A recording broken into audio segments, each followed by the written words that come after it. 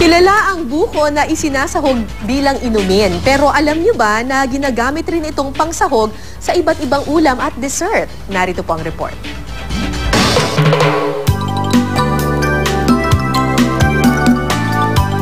Iba't ibang summer inumin kay daling hagilapin. Pero kung nauuhaw sa natural na sarap, abay sa buko yan mahahanap. At dahil sagana ang Pilipinas sa tropical fruit na ito, nakapagluluto rin tayo ng mga putaheng gawa sa buko. Gaya na lang ng pansit na ito. Meron pang coco chop suey, yang chow at Shanghai roll.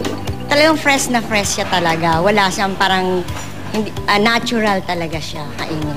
Hindi mahirap na integrate ang coconut lalo na sa mga Filipino foods kasi familiar na tayo eh.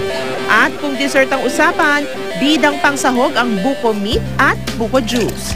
Tulad ng coco float na gawa sa buko juice at coconut ice cream. First time lang ako nakanon to. This is the first time I've had.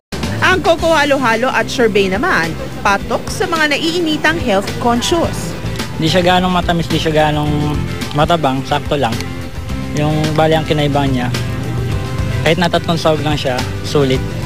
Pero di lang sa ulam at dessert bumibida ang buko. Dahil para sa mga bakasyonistang galing sa Laguna, di pwedeng umuwi ng walang pasalubong na buko pie.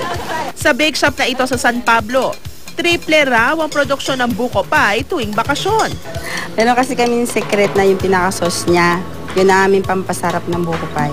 Parang hindi ka nagpunta ng Laguna pagka wala kang dalang pasalubong na buko pie. Ang nata de calamansi recipe ni Lola Emma naman, ipinagmamalaki ng pagsanhan. Ang nata de coco, binalutan ng minatamis na balat ng kalamansi. Inaalis yung nasa, yung loob ng kalamansi, inaalis yun. Tapos yan binabatag sa sa apog para makunat. Lasang kalamansi, pero medyo makunat yung balat. Okay siya. Inumin, ulam, dessert o pangpasalubong man, tila walang katapusan ng sarap at sustansyang hatid ng paborito nating buko.